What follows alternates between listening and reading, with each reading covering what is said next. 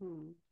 Máme tady další rozhovor o sezení Emotion Aid, teď tentokrát s Evou Mamrilovou. Evi, můžeš se představit, něco o sobě říct? Ahojte, ahoj Lenka. Ja pracujem ako lektorka jogy a práca s telom, mysľou, emóciami, stresom je mi známa a vlastne som aj študentkou proces orientovanej práce, čo je vlastne psychoterapeutický smer a tam sa tiež vlastne zaoberáme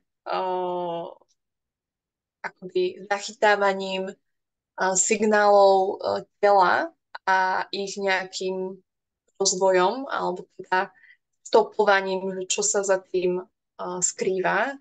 Čiže nejakú tú skúsenosť s prácou s telom mám. A som rada, že ma teda len oslovila na taký experiment alebo teda test, pretože to bolo veľmi, veľmi pre mňa fajn a užitočné. Hmm. No, ty jsi si vlastně Emotion Aid jsi si poprvé zažila na workshopu, kde já jsem v létě na Mindful Campu, jsem tam měla workshop, kde jsem právě účastníky seznamovala s touhle metodou a provázela je, tak tam si to zažila v tom jako hromadným provázení a teďkon si zažila to individuální sezení. Áno, áno, presne tak a vlastne obe razy boli vlastne super skúsenosť, že fungovalo to aj v tej skupine, aj takto individuálne. Uh, Bolo dobré na tom individuálnom sedení, že bol viacej priestor pre mňa rozprávať o tom, čo riešim, alebo že si sa pýtala jednotlivé otázky, tak som mala možnosť odpovedať a rozvíjať to aj verbálne, popisovať. A v tej skupine to tuším fungovalo vtedy trošku inak, že každý si to tak ako pre seba popisoval, ale vlastne ten výsledok bol v skupine aj individuálne vlastne, že som sa dostala ako keby k nejakému novému zážitku alebo poznaniu. Takže to bolo v oboch prípadoch to bolo veľmi, veľmi užitočné a teda fungovalo to. Hmm. Mohla by si trochu přiblížit teď na tom sezení vlastně, o co tam šlo, co tam bylo za to téma, které tam bylo nějak přítomné, na kterém jsme pracovali a jak se vlastně jako měnilo prožívání nebo to, co se objevovalo v těle a ta míra aktivace během toho sezení. Takže riešila som si tému hnevu, ktorý sa mi spúšťa v nejakých konkrétnych situáciách v živote. Čiže je to niečo, čo poznám, s čím už trošku pracujem, ale zároveň tým, že sa táto situácia zopakovala práve dnes, tak som išla vlastne s touto čerstvou skúsenosťou a v podstate sme začali tým, že ma Lenka sprevádzala tou metodou tak cez klasickými krokmi uzemnenia, sprítomnenia a potom vlastne sa ma pýtala na pocity v tele, že som tam našla nejaké také zaujímavé vnemy v rámci brucha. A vlastne to navádzanie Lenkine ma doviedlo vlastne a k tomu postupnému rozbaľovaniu, že o čo tam vlastne ide a nachádzaniu aj spôsobu, že ako to priniesť do tých reálnych situácií. A vlastne som tam prišla na taký možný spôsob alebo novú možnosť reakcie v tej danej situácii, ktorá sa mi deje. Že pre mňa to bolo veľmi nápomocné, že mi to otvorilo akoby novú možnosť. A zároveň, čo som tam objavila za tým hnevom, je niečo, čo už poznám. Že nebolo to pre mňa úplne nové, a že niečo, čo poznám, čo viem, že proste v sebe nesiem že dáva mi to aj taký pocit také nejakej dôvery, že viem, že ma to doviedlo k niečomu, čo tam naozaj je, že to nebolo ako keby um, nechcem povedať, že vymyslené, ale že vlastne ma to spojilo s niečím, čo už poznám. To bolo pre mňa také celkom objavné aj také dôležité. Takže a Mhm. ešte si sa pýtala vlastne na tú škálu, hej, že ja som ti vlastne na začiatku povedala, že som na úplne desine, že v tej situácii, keď sa mi to deje, tak je to totálna desiatka toho, tej intenzity. A potom vlastne šiel taký pocit úľavy, že som mala pocit, že idem do minusových hodnôt, že tam bol veľmi hlboký výdych a úľava. Mhm. Až napokon som sa dostala do takej príjemnej aktivácie v rozmedzi 2 až 3. Čiže pre mňa to bol naozaj akoby taký mm, výlet po tej škále. Uh, veľmi, veľmi zaujímavý. Jo, jo, jo, jo, díky, díky, díky. A co říkáš na tu metodu jako takovou, když se na ní podíváš teď s odstupem? Jak ti přijde? Mm, myslím si, že je veľmi dobre konštruovaná, že sú tam vlastne kroky, ktoré naozaj dostanú človeka z toho víru emočného viacej do prítomnosti, do tela, že to som aj reálne zažívala,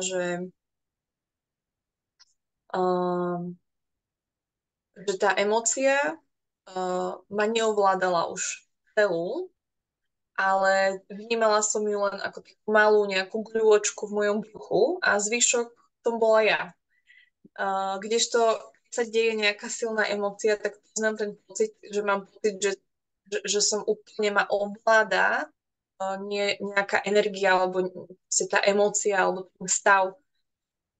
A tým, že táto metóda ide krok po kroku od toho uzemnenia, sprítomnenia vstupne k tej práci s tým, čo sa deje, tak vlastne ja si myslím, že to je veľmi, veľmi nápomocné pre ľudí, ktorí možno nemajú zručnosť, ako sa vlastne uzemniť alebo dostať naspäť do prítomnosti a do svojho tela. Že ich proste strhne záplava emócie alebo nejakého stresu.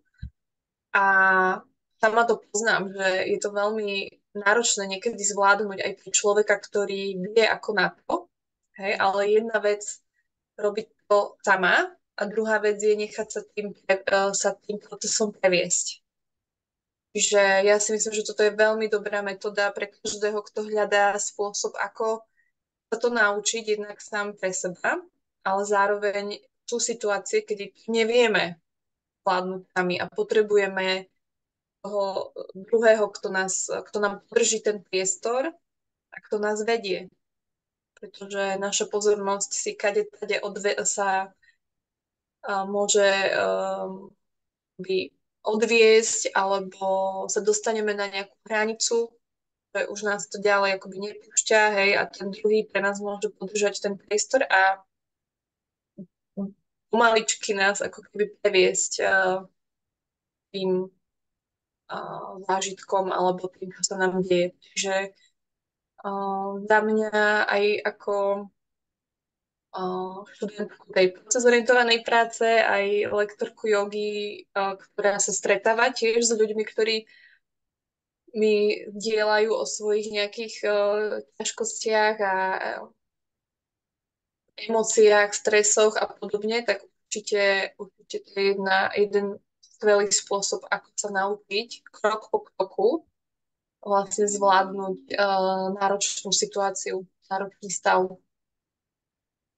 Mhm. A nielen to, ale podľa mňa je to super aj pre každého, lebo všetci zažívame nejaké veci, že ako sa naučiť možno spracovávať a nemusí to byť nič tak úplne overwhelming, hej, že to môžu byť aj malé veci, ktoré sa nahromadia, že si myslím, že úplne každý človek by mal poznať nejakú metódu alebo mal zručnosť, akoby robiť si tú psychohygienu a spracovávať tie veci, ktoré sa nám každý deň proste dejú. Hmm, hmm, hmm. Takže, takže za mňa určite super. Jo, díky, ne. Já s tebou úplně souhlasím, jak jsi to tady říkala, tak jsi říká, jo, jako to vidím taky tak. No, Jak je to důležité mít nějaké jako nástroje, kterými můžeme ulevit naší nervové soustavě, můžeme se zregulovat, uzemnit se, ukotvit se a získat nějaký jako nový náhled. áno.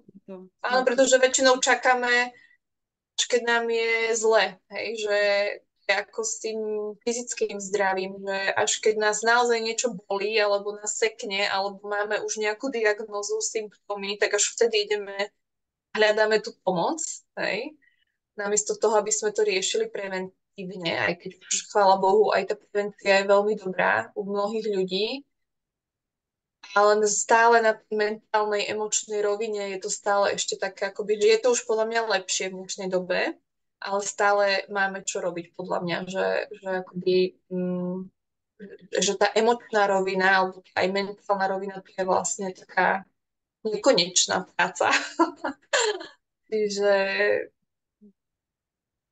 ja mám pocit, že táto metóda síce sa asi prezentuje skôr ako pre ľudí, presne, že sa to spomína tuším s traumou a podobne, ale je to úplne taká základná zručnosť, ako pracovať vlastne so sebou. Hej. Jo. No, Emotion Aid se dá krásně použít takhle na tu jako soustavnou péči o svůj nervový systém, že si tak jako můžeme každý den si dát 3 nebo 5 kroků, jenom v té jako jednoduché podobě, tak jak to je popsané v tom protokolu Emotion Aid, který máme Mm, na letácích.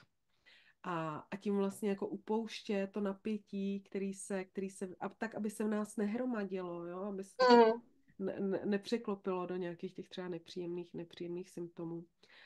Ale dá se i použít ve chvíli, kdy fakt jako zažíváme něco hodně silného, jsme v nějaký krizi, jo, tak potom to je taky skvělý nástroj. mm, Zase třeba jako prevence i vzniku traumatu v řadě situacích. No.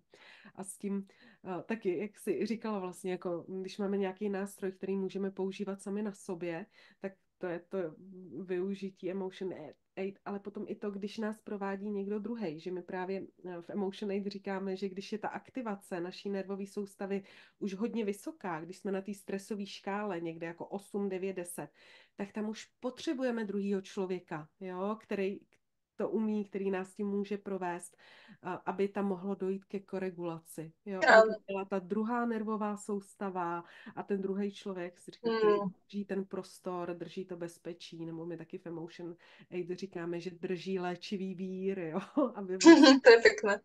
aby, aby mohlo dojít k nějakému tomu jako harmonickému pohybu mezi tím léčivým a tím stresovým, aby to Áno. plynulo a aby ta stresová nebo ta náročná část jako nebyla obrovitánská, no, protože ono Mm. stresu a časté Hej, věci. to úplne súhlasím, lebo keď sme zaplavení, hej, čo už je ten vyšší level toho stresu, tak tam je veľmi ťažké vôbec si spomenúť, že mám takýto nástroj. že, že tam je to fakt náročné. A mi tam ešte ide je, že málo kto z nás zažil naozaj takú láskavú pozornosť, práve keď sa nám diali nejaké ťažké veci. Hej, keď sme ako ja, ten môj hnev, z ktorého sa rozvinul detský vzdor, hej, že málo kto z nás, keď bol dieťa a bol v nejakom vzdore a hneve, tak zažil tam tú starostlivú, láskavú pozornosť. Buď nás vyhnali za dvere alebo niečo. Hmm. A že zrazu, keď si to človek sa s tým dokáže spojiť a má tam toho niekoho, kto to dokáže akoby vidieť a dať tomu pozornosť a byť tam pre mňa, je to veľmi akoby taká korektívna skúsenosť, ako sa hovorí, alebo že taká liečivá skúsenosť, ktorá môže prepísať ten záznam, že sa mám takto, tak vlastne som sama, hej, alebo koľvek. Takže je to aj z tohto hľadiska podľa mňa veľmi liečivé, že tam niekto pre nás je, aj keď nám není aktuálne úplne dobre. To tiež málo kto z nás úplne zažil. Hm. Takže Jo, jo, jo, jo, jo. Ta síla soucitu nebo ty jako mm, laskavý pozornosti a nějaké jako přijetí toho stavu. hej, presne, Hmm. že Hmm. lebo veľa, presne vzorce z detstva veľakrát akoby sú o tom, že keď mi je zle, keď sa necítim dobre, sa idem chovať niekde do samoty, že vtedy sa necítime byť dosť dobrí, aby sme boli s niekým, hej. A že to je častá vec. Že ako ísť do tej zraniteľnosti pred niekým je zasa úplne taká nová skúsenosť, veľmi, veľmi silňujúca a liečivá, že podľa mňa toto je hrozne dôležité, že byť v tom videný aj, že uh, Hmm. aj takto sa mám niekedy. Aj toto zažívam a je to v poriadku. No. Hmm. Jo, jo, Takže jo. za mňa určite odporúčam všetkými 10. Hmm. Um, Hmm. že tvoj prístup je veľmi taký ako láskavý a